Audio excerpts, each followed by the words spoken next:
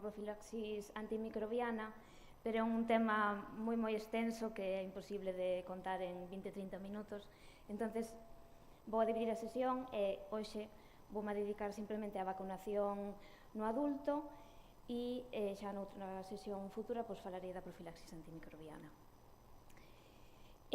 O índice vai a ser revisar un pouquiño as últimas novedades, principalmente do neumococo, herpes zóster, virus respiratorio sincitial, papiloma humano e comentar dúas cousas do gripe e do COVID. Comentaremos cales son as vacunas que se recomendan en adulto sano e en determinados grupos de riesgo, ademais de en situacións de riesgo como poden ser embarazadas ou personal sanitario. E por que escollen este tema? Bueno, durante a época COVID estábamos vimos o importante que era saber se estaban vacunados, cantas doses recibiran, canto tempo facía que se vacunaran do COVID para saber cal iba a ser a progresión e o riesgo que tiñan a neumonía grave. Pero que pasa co resto de enfermedades inmunoprevenibles? Por que non somos tan exhaustivos en revisar todo eso e recomendar actualizar o calendario vacunal? Por exemplo, neste caso, que é un home de 56 anos que ingresou, fai unha semana na nosa planta, fumador, con ingreso previo por pielonefritis e vacunado por COVID.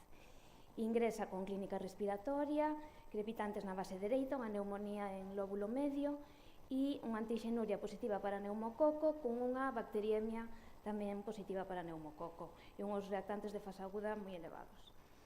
Este paciente non ten 65 anos, entonces deberíamoslo vacunar? Esta pregunta contestaremos ao final. Entonces, empezamos polas novedades en canto ás vacunas. Decir do neumococo que previamente a vacuna recomendada desde 2017 en poblacións sin factores de riesgo maiores de 65 anos era unha pauta secuencial, primeiro cunha vacuna non conxugada 13 valente aos 65 anos e despois seguida dunha dosis de vacuna polisacárida 23 valente. Desde 2023 substituírense estas dúas vacunas por a vacuna pneumocócica conxugada 20 valente.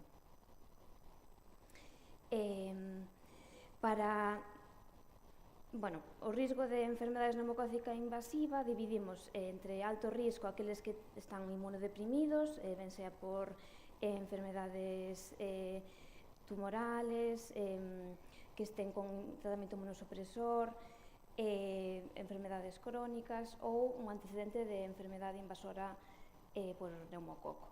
No grupo 2, que é un risco moderado, están aquelas persoas que ingresaron por algunha infección respiratoria e principalmente as enfermedades crónicas. Esta división de grupos nos interesa a hora de saber como vai ser o cambio da vacuna, da pauta de vacunación previa á actual. Se temos un paciente que non recibiu ninguna dosis de vacuna, a recomendada vai ser unha única dosis de vacuna neumococo conxugada 20 valente, a non ser que se trate dun receptor de trasplante de proxenitores hematopoéticos que vai necesitar 3 dosis ou 4 no caso de que teña unha enfermedade inxerto contra a huéspede. Despois, vamos a utilizar as tablas anteriores de estratificación de risco para saber se vamos a completar a vacuna cas dosis que lle quedan ou dar simplemente unha dosis de vacuna 20 valente, según a tabla. En canto ao herpes zóster, a vacuna que temos disponible é a Shingrix, que é unha vacuna inactivada e que se administran dúas dosis separadas polo menos 2 meses por vía intramuscular. Vacunamos a 3 grupos de pacientes, unha vacunación sistemática á población xeral sana en dúas cortes distintas que son a 65 e 80 anos. Logo, en situacións de riesgo maiores de 18 anos, que son aqueles inmunodeprimidos, ben por de ser trasplantados, VIH ou estar en tratamento quimioterápico. E tamén aqueles que teñen herpes zóster de repetición, tendo en conta que a primeira dosis de vacuna ten que ser unha vez pasados 6 meses do último episodio de herpes zóster. E tamén as persoas de máis de 50 anos en tratamento con fármacos inmunosupresores. En canto ao virus respiratorio sincitial, en maiores de 60 anos temos a vacuna que non é financiada, unha dosis de Arexvy, e que está recomendada en todas as persoas maiores de 60 e en persoas con factores de riesgo entre 50 e 59 anos, que son os factores de riesgo habituales, enfermedades crónicas, inmunodeprimidos. Logo tamén hai unha vacuna que se utilizan embarazadas, que é a Brisbo, que non a puxen aí, que se utiliza para proporcionar inmunidade pasiva para os lactantes nos primeiros 6 meses de edad. Decir nada en canto á vacuna do papiloma humano, a modificación que houve foi que se reduciron as dosis necesarias en determinados grupos. Na vacunación sistemática vamos a vacunar os nenos e nenas aos 12 anos cunha única dosis, antes eran 2, e logo vamos a facer unha captación de mulleres menores de 30 anos e homes menores de 18 anos que estén sin vacunar. Se teñen menos de 26 anos sin factores de riesgo levan unha dosis, e se teñen máis de 26, 2 dosis. Aqueles que teñen condicións de riesgo sí que van a continuar recibindo 3 dosis en pacientes VIH, inmunodeprimidos e en mulleres que tiveran unha lesión en cuello uterino. Logo, da gripe e Covid, realmente non houve así ninguna novedade que me chama a atención, pero sí que revisando a bibliografía, a pregunta que me facía é que non se vacuna para o gripe e o Covid, porque realmente casi todo o mundo cumple criterios para vacunarse. Entonces vemos aí que maiores de 60, logo maiores de 5 se están ingresados nunha institución, unha residencia, persoas maiores de 12 anos con algunha enfermedade crónica, inmunosupresión, calquer tipo de enfermedade, embarazadas, persoas que conviven con pacientes inmunodeprimidos ou con enfermedades crónicas, e tamén en grupos de profesionales como forzas da Armada, bombeiros e así. Logo, a gripe tamén está recomendada en persoas fumadoras, en celíacos, en estudiantes que estén en centros sanitarios, en persoas que traballen en guarderías e con nenos menos de 5 anos, e tamén, isto me parece interesante, en xente que traballe en granxas de porcina e ovina non, aves, avícolas, para evitar que se coinfecten de ambos virus e se poida haber unha recombinación ou aparición de novas cepas de gripe. Moi ben. En canto ás vacunas en adulto sano, hai que revisar que teñan inmunidade frente á triple vírica, e isto podemos facer unha seroloxía e se é negativa vacunalos. Nas embarazadas tamén hai que ter en conta que non poden recibir esta vacuna nas 4 semanas antes de quedarse embarazadas, e na varicela tamén en persoas susceptibles, que son aquelas que non recorden ter tido a varicela ou que non se vacunaran, que tampouco tuveran un herpes zóster. Hai que facer unha seroloxía e se é negativa vacunarse tamén con 2 doses separadas 4 semanas. Logo temos o tétanos, que hai que revisar que dos 15 aos 65 anos se complete o calendario con 5 dosis, en principio un intervalo mínimo dun ano, recomendando as dosis de recordo, a cuarta e a quinta, cada 10 anos, e unha dosis última de recordo aos 65 anos. Logo o zóster, como dixemos, en cohortes de edad 65 e 80 anos, gripe e Covid, unha vacunación anual en maiores de 60, e pneumococo, agora ca vacuna conxugada 20 valente, unha única dosis aos 65 anos. Logo, en vacunacións en grupos de riesgo, sabemos que a alteración da inmunidade pode deberse tanto a inmunodeficiencias primarias, que son os errores conxénitos da inmunidade, ou as secundarias, porque están recibindo tratamento inmunosupresor, porque son trasplantados, ou están con quimio, con radio por un cáncer, ou son VIH. E tamén en determinadas enfermedades crónicas. Estas persoas teñen un risco máis elevado de sufrir infeccións graves, que moitas delas poden ser inmunoprevenibles coas vacunas. e, ademais, as persoas con inmunodeficiencias presentan menor resposta a estas vacunas e teñen máis risco de que se produzca unha infección diseminada. Non todas as inmunodeficiencias provocan o mesmo nivel de inmunosupresión. Diferenciamos nesta tabla, podemos ver que provocan unha inmunosupresión de alto nivel, pois a quimioterapia, as inmunodeficiencias conxénitas, determinados anticorpos antimonoclonais, como poden ser o rituximab ou o lentuzumab. Despois, evidentemente, os trasplantados por toda a medicación inmunosupresora que reciben, e despois aquelas persoas que reciben máis de 20 miligramos de corticoides durante máis de 2 semanas seguidas. Logo, unha inmunosupresión de baixo nivel son o resto de medicación inmunosupresora, como pode ser metotrexato a dosis máis baixas, a cetioprina, uns corticoides tamén a menor dosis de 20 miligramos día, e os VIH cando están ben controlados inmunobiolóxicamente. Nesta tabla, recordar simplemente que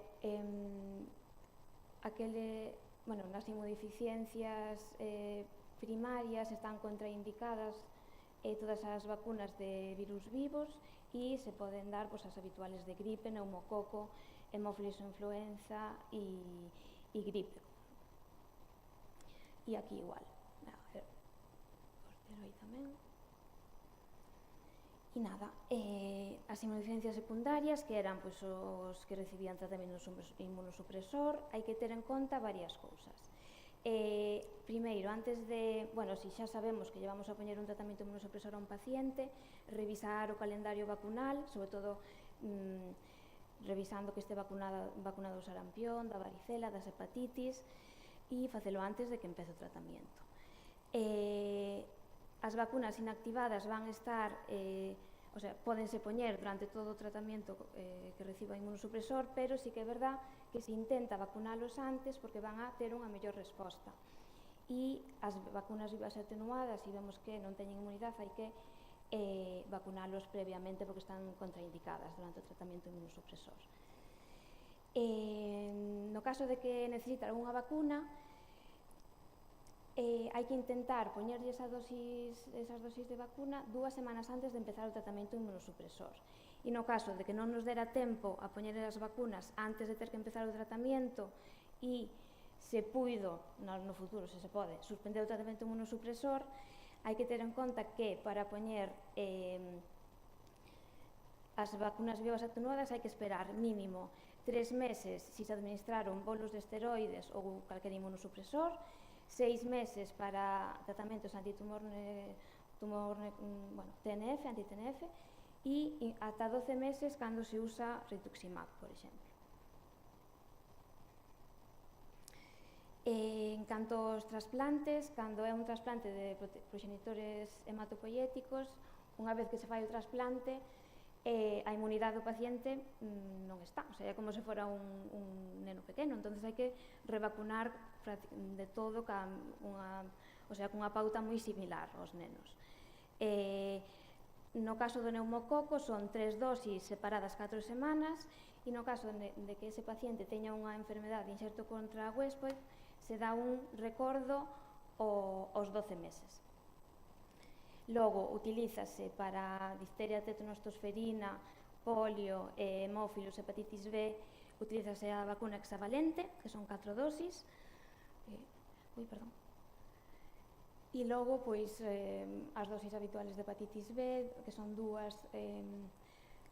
pasado un ano do trasplante ou 6 meses, herpes zoster, 2 dosis separadas de 2 meses, que aí non o pon que non estaba actualizado nese momento, e non se recomendan as vacunas de virus vivos atenuados a non ser que pasaran 2 anos desde que se trasplantou e non este recibindo ningún inmunosupresor, senón siguen estando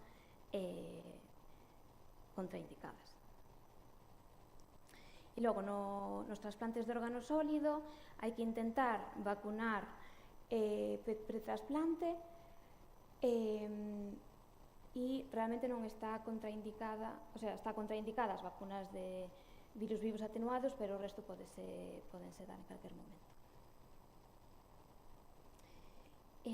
As vacunas que se debe recomendar aos pacientes VIH pois son a meningocócica, a CVI en 2 dosis, as das hepatitis, tanto A como B, se non teñen inmunidade, virus papiloma humano, herpes zóster, neumococo, gripe e COVID anual, mpox se hai conductas de exposición, se hai conductas de riesgo, e despois, no caso de que necesiten inmunidade frente a triple vírica ou varicela, só se poden vacunar se levan 6 meses con un bo control inmunovirolóxico, o sea, con un CD4 maior de 200 e xa tendo un mínimo de uns 3 meses de tratamento de TAR, antirretroviral. Logo, en canto ás enfermedades crónicas, principalmente as vacunas recomendadas son gripe, neumococo e COVID, en todas. Logo, nas hepatopatías están recomendadas as vacunas de hepatitis e na enfermedade renal crónica tamén a hepatitis B, tendo en conta que se o paciente está en hemodiálisis hai que facer seroloxías prácticamente anuales porque hai unha pérdida de anticorpos na hemodiálisis e pode ser necesario revacunar se baixa a inmunidade. E tamén nos pacientes que están en lista de espera para trasplante está recomendado vacunar antes xa do zóster. Despois outras enfermedades como poden ser hemofilias ou anemias que precisen de transfusión, hepatitis B, gripe e COVID, obesidade, tabaquismo e celíacos, gripe e COVID, e nos celíacos tamén o neumococo, e nas enfermedades inflamatoria intestinal, xa prevendo que igual no futuro van a necesitar un tratamento inmunosupresor, hai que intentar vacunalos se fai falta frente a triple vírica e varicela, canto antes, e logo revisar se necesitan vacunación de hepatitis B e o de sempre, neumococo, gripe e COVID.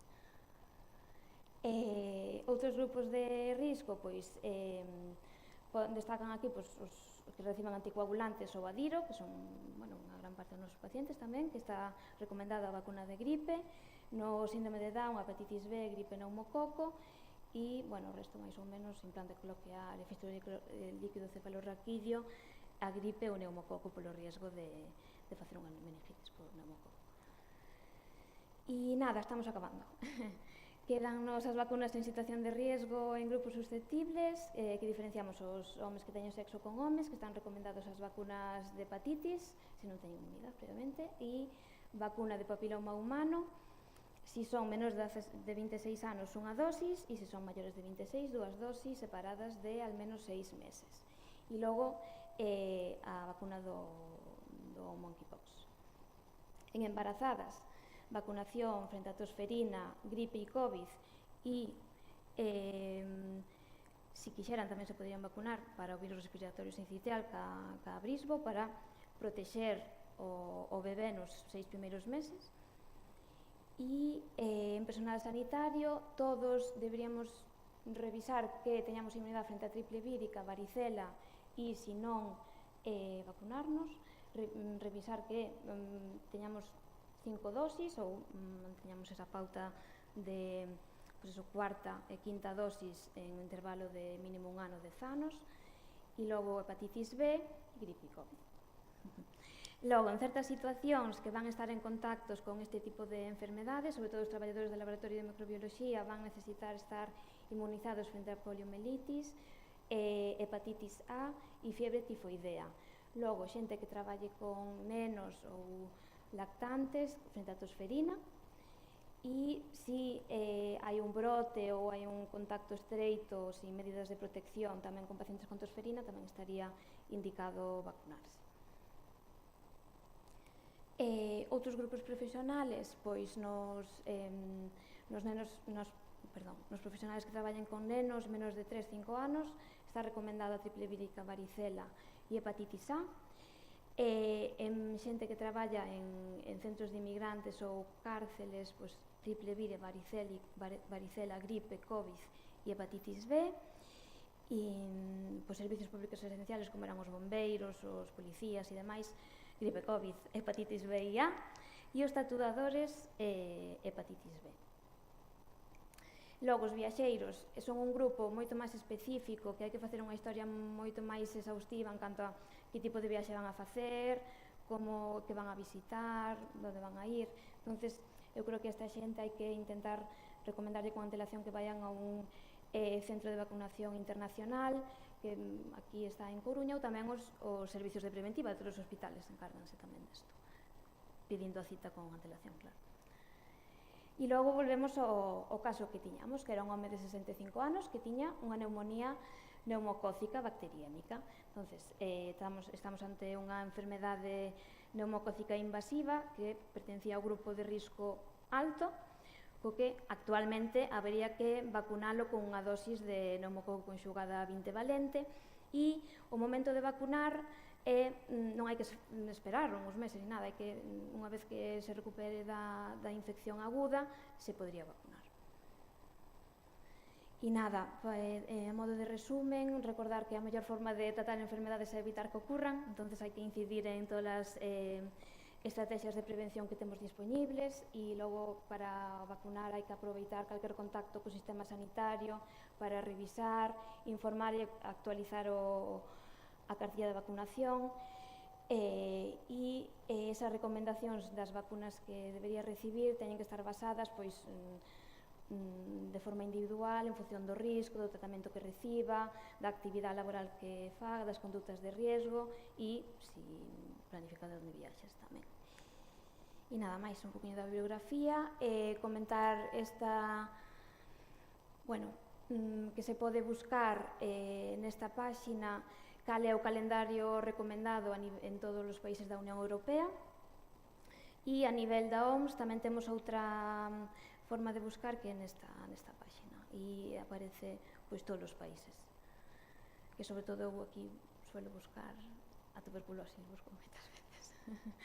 E nada, tamén vai haber un curso, se alguén quedou con máis ganas de vacunas, hai un curso organizado polo Sergas que vai a ser en marzo, aquí no hospital, en principio dirixido a facultativos de familia, pero bueno, eu apuntei, claro. E nada, a decir que eso, como hoxe só falamos da vacunación do adulto, haberá segunda parte, que a profilaxis antimicrobiana cando Elena decida. E nada máis.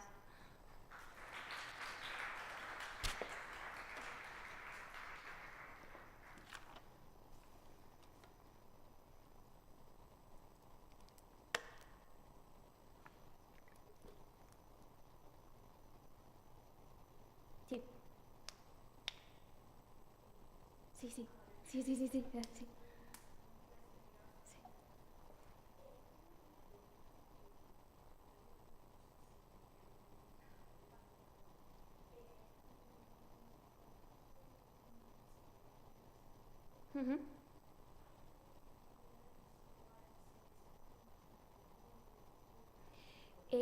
Sí, de feito, creo que era nas vacunas de virus vivos atenuados, sí que hai nos autólogos como un recordo inmunitario, sí.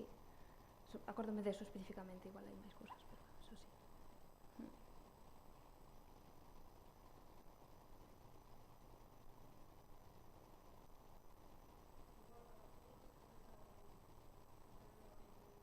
Sí, pois nada, as novedades inclúyense tamén desta.